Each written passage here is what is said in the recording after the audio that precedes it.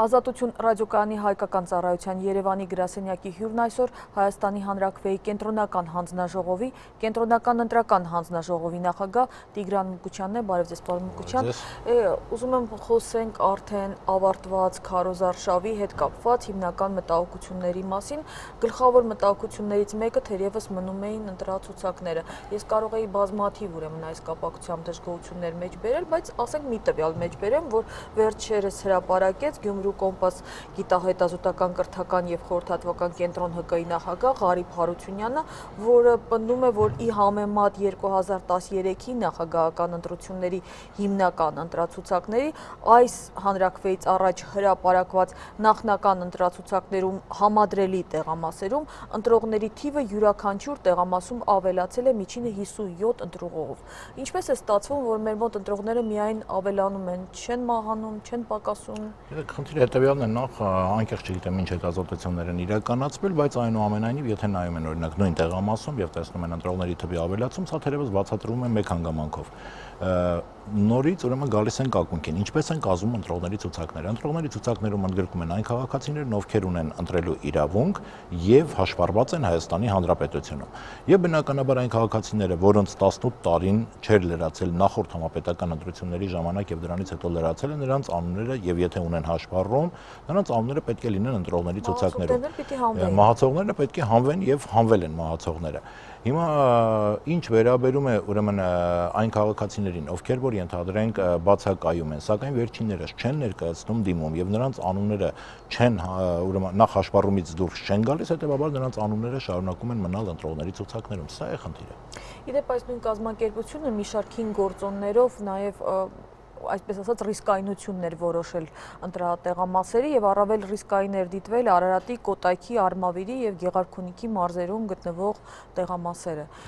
Վաղվա քվեարկությունից առաջ ինչ-որ անկեղծ ասած խնդիրը հետեւյալն է, ես չգիտեմ ինչ չափանիշներ են դրվում ռիսկայնության գործոն որոշելու առումով, որովհետեւ բոլոր տեղամասերի համար էլ գործում է նույն օրենքը, այսինքն բոլոր տեղամասերն էլ աշխատում են միևնույն օրենքում։ Բոլոր տեղամասերում էլ կարող են ներկա գտնվել դիտորդներ, վստահված անձինք,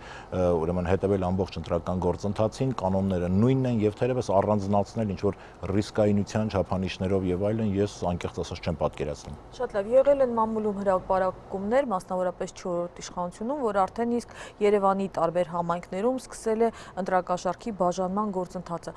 Ձեր հանձնաժողովին ուղղվել են այս կապակցությամբ բողոք դիմումներ։ Հանձնաժողովին նման առումով որևէ դիմում բողոք չի ներկայացվել եւ նաեւ ընտրատարածքային հանձնաժողովներից ենք պարբերաբար փորձում նման տեղեկատվությունը նաեւ ստուգել։ Ամենայն դեպս նույնիսկ այն հրապարակումները, որոնք որ նշվում էին, ըստ էության դրանք հասցեավորված անգամ բնույթ չէին կրում եւ թերևս այս ամբողջ ընտրարշավի ընթացքում երևի թե քիչ որ խոսվում էր այդ մասին, դա ընտրակաշառքի թեմաներ ընդհանրապես։ Այդ կապակցությամբ ամենայն դեպս փաստենք, որ որևէ դիմում բողոք չի ներկայացվել։ Բայց ի տարբերություն նախորդ ուրեմն քարոզարշավների, այս անգամ եղավ ձայնագրված հստակ մի որ ընտրական հանձնաժողովի անդամին կաշառելու փորձի վերաբերյալ։ Ընտրական գործընթացը բանաստեղծում են բազմաթիվ մարդիկ եւ երբևէ չի բացառվում կամ անհնար է բացառել բոլորի կողմից իրավաչափ օրինական վարքագծի դրսևորումը։ Այստեղ ամենակարևորը նա էր, որ դրսևորվեց այդ վարքագիծը, փաստվեց եւ անմիջապես կիրառվեց համապատասխան պատասխանատվություն։ Այո, կալանքի արդեն սանկցիա էլ կա։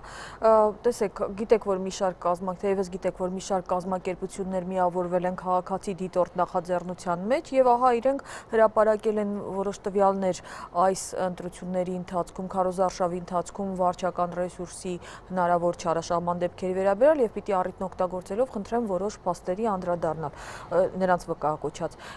Ուրեմն իրենք մասնավորապես նշում են, որ հանրապետության տարբեր դպրոցներում եւ մանկապարտեզներում իրականացվել է քարոզչություն եւ ցուցակագրել են աշխատակիցներին ու նրանց հարազատներին ու սաների ծնողներին ԱՅՈ-ի ձայներ ապահովելու համար։ Ցուցակագրման հետ կապված ընդհանրապես պետք է նկատել հետեւյալը, որ եղել են որոշակի հրապարակումներ այդ առումով, մենք եւս փորձել ենք այդ հրապարակումներով պայմանավորված որոշակի ճշգրտումներ կատարենք եւ որպես կանոն պետք է փաստենք նորից մեկ բան, որը արդեն կարծեք քրոնիկ բնույթ է կրում, այսինքն լինում են հրապարակումներ եւ չկա որևէ կոնկրետ հստակ փաստ, որով հնարավոր կլինի գոնե ստուգում իրականացնել, գոնե ճշտել, պարզել այդ փաստական հանգամանքները։ Եվ նույնը թերևս այս ամբողջ ընթացքում էր, այսինքն լինում էին նմանատիպ հրապարակումներ, փորձում էինք հասկանալ որ դպրոցի մասին է, ում մասին է, ովքեր են իրականացրել եւ այլն, նույնիսկ անհնար էր լինում պարզել։ Եվ գիտեք, նաև եթե ընդհանուր առմամբ վերցնենք, որովհետև եթե մենք խոսում ենք գործընթացի մասին եւ գնահատական ենք տալիս գործընթացին, հիմա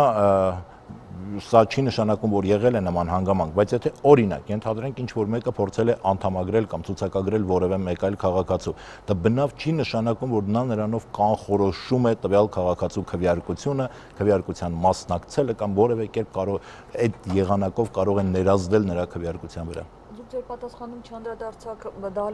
այն հանգամանքին, որ ի վերջո կենտրոնական ընտրական հանձնաժողովը թույլ տվեց որոշ դպրոցների դահլիճներ տրամադրել։ Իդեպ, այս մասին արդյոք ձեր այս որոշումը չէր խախտում կրթության մասին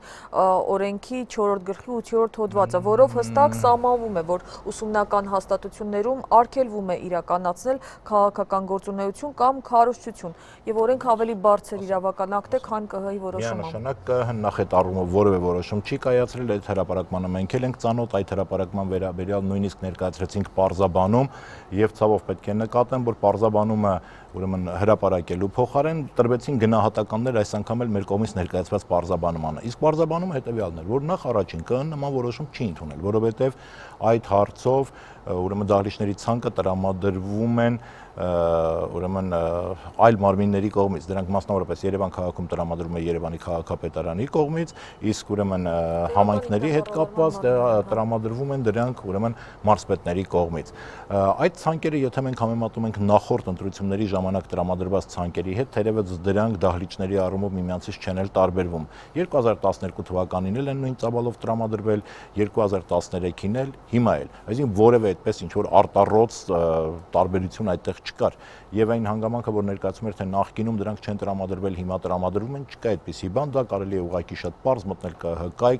արխիվային նյութեր ծանոթանալ եւ տեսնել։ Այսինքն ԿՀ-ն ստանում է այդ ցանկերը, դրանք տեղադրում է կայքում, այստեղ ԿՀ-ն որևէ որոշում կայացնելու իրավասություն չունի, այսինքն սա մի հանգամանք, որը արդեն չէր համապատասխանում իրականությանը։ Երկրորդ կարևոր եւ դա օրենքի պահանջն է իդեպ։ Երկրորդ խնդիրը ինչ վերաբերում է դպրոցների ուրեմն դահլիճների տրամադրմանը։ Ես կարծում եմ դպրոցի դահլիճի տրամադրումը չի կարող միանշանակ նույնականացվել դպրոցում քարոզչություն իրականացնելու հետ, որովհետև դպրոցի դահլիճում կարող եմ նույն դահլիճը վերցնել դասաժամերից հետո այնտեղ իրականացնել որևէ միջոցառում, դա դպրոցում քարոզչություն չէ։ Դպրոցում քարոզչությունը դա նշանակում է, չգիտեմ, ուսուցչական կոլեկտիվին, դասաժամերի ընթացքում իրենց գործունեության իրականացման ժամանակ փորձել այդ գործունեությունը զուգակցել քարոզչությամբ, սա է տարբերությունը։ Եվ այդ պատճառով է, որ մենք նախկինում էլ ունեցել ենք դպրոցներ, որոնք տրամադրված են եղել, իդեպ դպրոցների պարագայում ամրագրված է եղել նաև ժամը, երբ պետք է տրամադրվի, եւ այստեղ դպրոցները տրամադրվել են բացառապես այն դեպքերում, երբ որևէ այլ դահլիճ տվյալ բնակավայրի տարածքում հնարավոր չի եղել տրամադրել, այսինքն սա եղել է միակ հնարավոր տարբերակը, որ տրամադրվել է այդ դահլիճը եւ փաստորեն փաստվել նաև, որ այդտեղ կարող են միջոցառումները տեղի ունենալ բնական է դասաժամերի ավարտից հետո, որպեսզի բնականon գործունեության ուսումնական հաստատության դա չխանգարի։ Բայց եւ պետք է նաև փաստը փորձենք նաև գնահատման առարկա դարձնել փաստը, որովհետեւ ամբողջ քարոզչության ընթացքը ցույց տվեց, որ եթե այդ դահլիճներից օգտվել են, դա եղել է եզակի 1-2 դեպք։ Շատ լավ։ Եվս մի հանգամանք, որը դիտվում է հակասող օրենքին, խնդրում փաստորեն ոչ միայն այդ դահլիճները, այլ նաև ընդհանրապես այն դահլիճները, որոնք որ հրապարակվել էին եւ դրանք պատրաստ էին տրամադրվելու, քարոզարշավի մասնակիցների կողմից հայտեր չներկայացվեցին եւ ոչ այն պատճառով, որ ընդհանուր առմամբ քարոզարշավը շատ пассив անցավ, որովե մեկը չհրապարակեց իր հանդիպումների ժամանակացույցը, հայտնի չդարձավ, ասենք իրականում իրենք մարզեր այցելում էին եւ այլն։ Ընդհանուր առմամբ եթե դահլիճների մասին ենք խոսում, մենք նախկինում էլ եւ 2012 եւ 2013 թվականի համապետական ընտրությունների ժամանակ դահլիճային միջոցառումների կազմակերպումը շատ ավելի փոքրաթիվ է լինում, քան ասենք ավելի բացօրյա երկխոսության միջոցառումների կազմակերպումը։ Քան անմիջական զրույցները։ Նաև սա երևի պայմանավորված էր Քարոզ Արշավին յուրաքանչյուր մասնակցի կողմից որդեգրած մոտեցմամբ, թե ինչպես է նա կազմակերպում իր Քարոզ Արշավը։ Շատ լավ, տեսեք, ընտրական օրենսգրքի 39-րդ հոդվածի համաձայն ընտրական հանձնաժողովի անդամ չեն կարող լինել նաև Հայաստանի համայնքների ավականու անդամները։ Մինչդեռ 3 ասուլիսում Հելսինկյան քաղաքացիական ասամբլեայի Վանաձորի գրասենյակի ղեկավար Արթուր Սաքունցը հրապարակեց, որ 203 անդամներ հանձնաժողովի կազմում հանդիսանում են ավականու անդամներ եւ կոնկրետ թվարկել է ինքը, թե որ կուսակցությունից որքան են,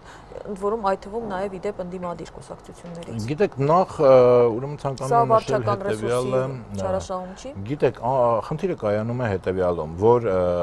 հայտերը, որոնք ներկայացվում են հանձնաժողովներին, դրանք ներկայացվում են կուսակցությունների կողմից եւ բնականաբար այդ հայտերի պարագայում, այսինքն ինքնին արդեն հասկանալի է ինչ ծավալի մասին է խոսքը, մենք ունենք 1997 տեղամաս, այդ տեղամասերում խորհրդարանում ներկայացված խմբակցություններից յուրաքանչյուրն իրավունք ունի կատարելու նշանակումներ, ավելի քան 16000 քաղաքացու մասին է խոսքը։ Ուզում եմ ամենայն պատասխանությամբ հայտարարեմ, որ չի եղել գեթ մեկ դեպք, երբ անուն ազգանունը հայտնաբերվի որևէ հանձնաժողովի կողմից, որևէ հանձնաժողովականի, որը հանդիսանում է տեղական ինքնակառավարման մարմնի անդամ եւ անմիջապես չդադարեցվեն նրա լիազորությունները, որովհետեւ դա լիազորությունների դադարեցման հիմք է։ Հիմա եթե նման փաստեր կան, եթե նման տեղեկություններ կան, այդ տեղեկությունները պետք է տրամադրվեն պատկան հանձնաժողովներին, որպեսզի դրան համապատասխան իրականացվեն, ուրեմն այն միջոցառումները, որոնք օրենքով նախատեսված են։ 203-ի վերաբերյալ այդ տվյալները կան։ Այդ տվյալները ուրեմն ես Համենայն դեպս կենտրոնական ընտրական հանձնաժողով ներկայացված չէ, բայց եթե դրանք ժամանակին ուրեմն ներկայացվել են ընտրատարածքային ընտրական հանձնաժողովներ, այդտեղ գիտեք միանշանակ է խնդիր, ասենք նման դիմում ստանալու պարագայում կամ անգամ նման փաստ սեփական նախաձեռնության բացահայտելու պայմաններում հանձնաժողովները միանգամից ձեռնարկում են միջոցներ, այդտեղ որևէ խնդիր չկա։ Ես չգիտեմ, դուք հետևում եք արդյոք այդ այո ոչ իրապատմանը, հետևում եք։ Ոչ ամբողջ ծավալով, բայց իհարկե հետևել ենք։ Տեսել եք արդյոք, որ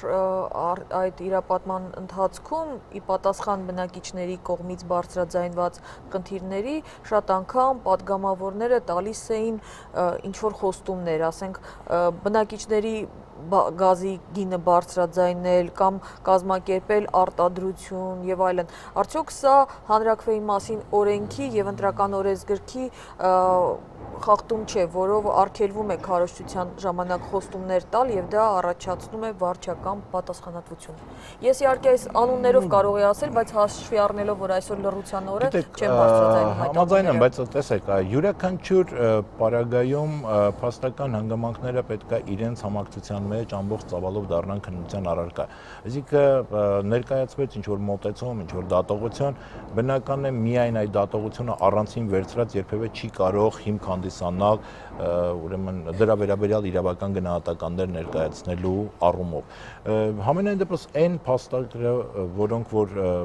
առիթ ունեցել եմ անձամբ ուրեմն հետևելու եթերում,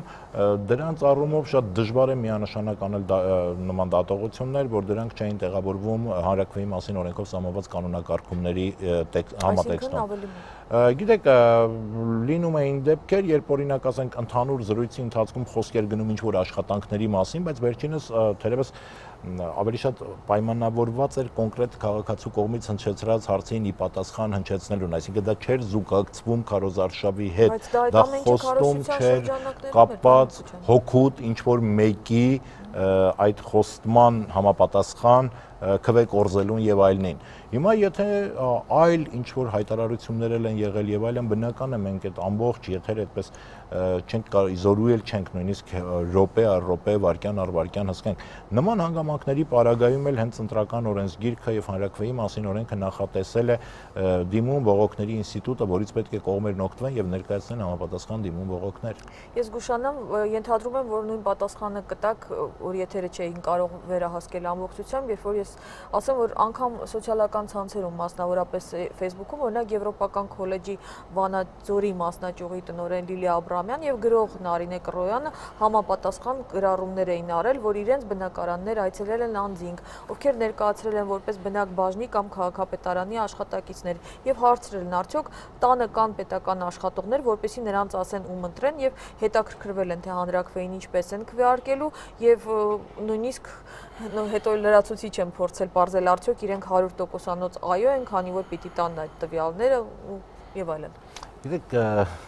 մենք կարծում եմ շատ հաճախ այդ փաստական հանգամանքների առումով իրարմամբ հասնում ենք ծայրահեղության։ Հիմա եթե նույնիսկ ասենք այս թեկուզ երկու դեպքի հետ կապված, որոնք դուք վկայակոչեցիք, այցելել է ինչ որ մեկը, փորձել է ինչ որ հարցեր ճշտել եւ այլն,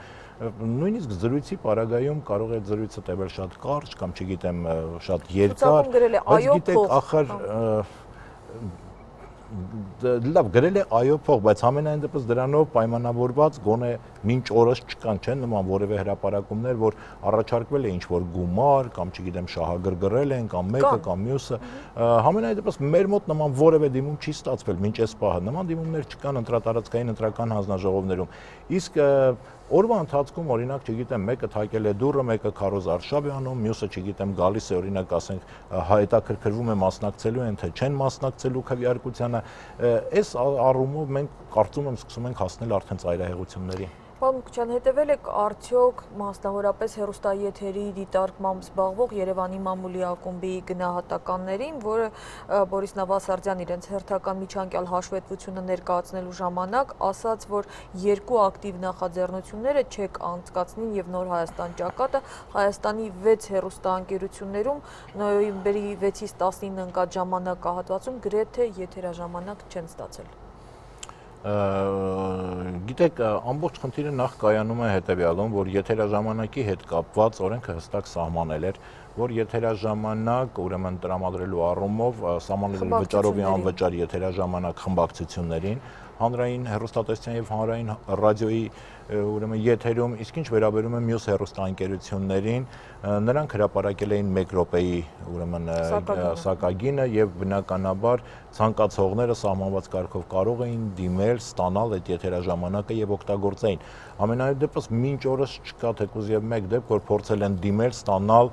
նման եթերաժամանակ եւ վերջիններիս արգելվել է կամ չի տրվել նրանց այդ եթերաժամանակի օգտագործումը, բայց միևնույն ժամանակ պետք է փաստել նաեւ հետեւյալը, որ թե ուրեմն տարբեր հեռուստաընկերությունների լրատվական հաղորդումներում, թե տարբեր ուրեմն լրատվական կայքերում, ամենայն դեպս լիարժեք կերպով վերջիններից թե գործունեությունն է լուսաբանվել, թե նրանք կարողացել են ներկայացնել իրենց տեսակետները, կարծում եմ, այսինքն սա վերաբերում է բոլոր սուբյեկտներին։ Շատ լավ, մեր զրույցի վերջում ես պիտի փորձեմ ճշտել մի տեղեկություն, որ երեկ ասուլիսում հրապարակվեց, որ դեմոկրատական ընտրությունների եվրոպական պլատֆորմին չեն հավատարմագրել որպես միջազգային դիտորդ ներգրավելու հանրաքվեի համար, այս մասին լրագրողներին հայտնել է հենց այդ կազմակերպության ներկայացուցիչ Լենե Վեթերլանդը եւ նա ասել էր անհասկանալի է թե մեզ ինչու չհավատարմագրեցին։ Նշված կազմակերպության ներկայացուցիչը ուրեմն մինչև հավատարմագրման համար սահմանված ժամկետի ավարտից 2-3 օր առաջ հեռախոսազանգով, ու ենթադրում եմ, որ կազմակերպության ներկայացուցիչն է եղել, որովհետև այդպես էր ներկայացել, զանգարել էր կենտրոնական ընտրական հանձնաժողով եւ փորձել ճշգրտել, ուրեմն ինչպես կարող են իրենք հավատարմագրվել եւ այլն։ Կենտրոնական ընտրական հանձնաժողովը ներկայացել են որպես միջազգային կազմակերպություն, են իրականացնում են դիտորդական առաքելություններ եւ այլն։ Հանձնաժողովից պարզաբանվել էր, որ այդ նպատակով անհրաժեշտ է դիմել, քանի որ հանդիսանում են իրենց իսկ փաստմամբ, իրենց իսկ վկայակոչմամբ միջազգային կազմակերպություն, կարող են դիմել արտաքին գործերի նախարարությանը եւ սահմանված կարգով, ինչպես որ սահմանված է, վերջիններս կստանան պատասխան այդ կապակցությամբ, որից հետո որքան ես տեղյակ եմ, համենայն դեպս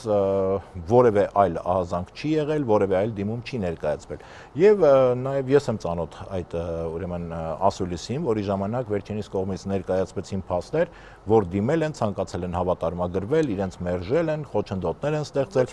Նախ պետք է նկատել, որ դիմելը ունի մեկ եղանակ։ Մեր օրենքը ամրագրել է, թե ինչպես են դիմում։ Դիմելը ունի դիմում ներկայացնելու եղանակ, ոչ թե հեռախոսազանգով փաստեր ճշտելու եւ հետագայում այդ փաստերի վերաբերյալ տարաբնույթ գնահատականներ ներկայացնելու հնարավորություն, սրանք են եղել։ Այսինքն եթե վերջիններս դիմել էին, նրանք պետք է գոնե ցույց տային, թե ինչ եղանակով են դիմել, այսինքն երբ են այդ դիմում ներկայացրել եւ այլն։ Մյուս կողմից հետեւյալն է, տեսեք ինչ իրարմամբ բավականին տարօրինակ իրավիճակ է ստեղծվում։ Եթե վերջին, որովհետեւ ես նույն ասում եմ այդ ասուլիսի նյութերի հետ կապված, որովհետեւ նշվում էր, որ այդուհանդերձ նրանք Հայաստանում են եւ այստեղ իրականացնելու են որպես հանրային լրագրող։ Մի քիչ անհասկանալի է հանրային լրագրողը նախ համենայն դեպս ինչ ինստիտուտ է, ինչ է նշանակում հանրային լրագրող, որովհետև մենք ունենք զանգվածային լրատվության միջոցների մասին օրենք եւ կարծում եմ այնտեղ սահմանված են զանգվածային լրատվության միջոցները եւ համենայն դեպս եթե նույնիսկ այդ եղանակով վերջիններս կարողանում են տեղամասային կենտրոններում գալ ու ներկա գտնվել, թերևս մտածել, որ առանձնահատուկ ինչ որ խոչընդոտներ էին ստեղծվել, որպեսզի վերջիններս չկարողանային գալ, ուղղակի մեղմ ասած նույնիսկ անհասկանալի է դառնում այս պարագայում։ Հարցը շատերի մտահոգություններ հարուցել այն, որ հանրաքվեի քվեարկության ժամանակ դիտորդական առաքելություն իրականացնող ամենամասնագիտական եւ լուրջ կառույցը ԵԱԿ-ԺՄԻԿ-ը դիտորդական առաքելություն է իրականացնելու ընդամենը 4+1, մեկը ենթադրում է, որ թարգմանիչ կամ օգնական է լինելու դիտորդով։ Դուք այս կապակցությամբ արդեն իսկ ներկայացրել եք պարզաբանումներ, որ բացատրություն եք ստացել, որ հանրաքվեների ժամանակ դիտորդական առաքելություններ իրականացնելու պրակտիկան տարբերվում է ընտրությունների ժամանակ կիրառվող պրակտիկայով եւ անգամ ասել եք, որ այս անգամ տարբեր է լինելու հանրաքվեից հետո տրվող եզրակացության ձևաչափը։ Մանրամասն խնդրեմ, ինչ դա ոչ թե իմ գնահատականն է այդ խնդրին, դրանք նույն հարցերի վերաբերյալ իրենց կողմից ներկայացված պատասխաններն են, որովհետև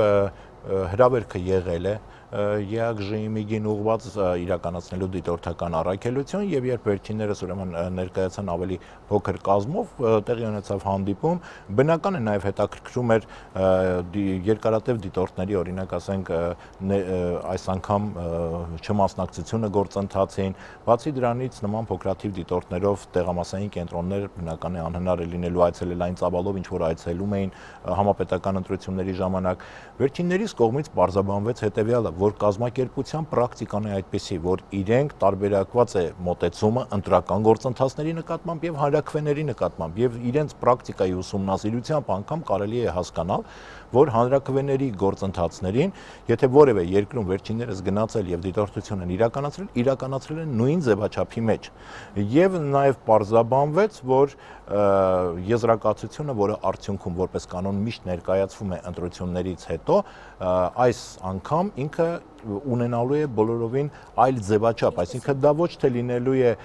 ըստ էության եզրակացություն գործընթացի եւ այլն հետ կապված, այլ ավելի շատ, ինչպես ինձ պարզաբանվեց, դա կրելու է, այսպես եթե ձևակերպենք, փորձագիտական գնահատականների, ուրեմն ինչ որ տեսքով է ներկայացվելու իրենց դիտարկումները։ Փաստաթուղթը կլինի, կարծում եմ հրապարակային կլինի, այդ փաստաթուղթը կստանանք, բովանդակությանը կծանոթանանք եւ կարծում եմ դրանով նաեւ կընկալենք, թե ինչպիսին է իրենց պրակտիկան հանրաքվեների արդյունքում, ուրեմն փաստաթղթեր կազմելիս։ Իսկ դուք կանխատեսում կանեք մեզ վաղը ինչպիսի քվեարկություն է սպասվում։ Գիտեք, տեղամասային հանձնաժողովները առավոտյան բնականը ժամը 7-ից կսկսեն իրենց աշխատանքը արդեն, որովհետև այնտեղ կան այլ գործառույթներ, վիճակահանություն եւ այլն, ժամը 8-ից կբացվեն տեղամասային կենտրոնները եւ կընդունեն ընտրողներին։ Համենայն դեպս պահանջը միանշանակ մեկն է։ Ընտրոնական, ընտրատարածքային, տեղամասային հանձնաժողովների գերխնդիրը մեկն է՝ լիարժեք օրենքի տարին համապատասխան կազմակերպել ու անցկացնել քվեարկության ամբողջ գործընթացը, այդ թվում նաեւ արդյունքների ամփոփումը։ Շնորհակալ եմ մեր հրավերը ընդունելու համար։ Հիշեցնենք, որ Ազատություն ռադիոկայանի հայկական ծառայության Երևանի գրասենյակի հյուրն այսօր Հայաստանի Հանրաքվեի կենտրոնական հանձնաժողովի կենտրոնական ընտրական հանձնաժողովի նախագահ Տիգրան Մկուչյանն էր։ Զրույցը վարեց Աննա Իսրայելյանը։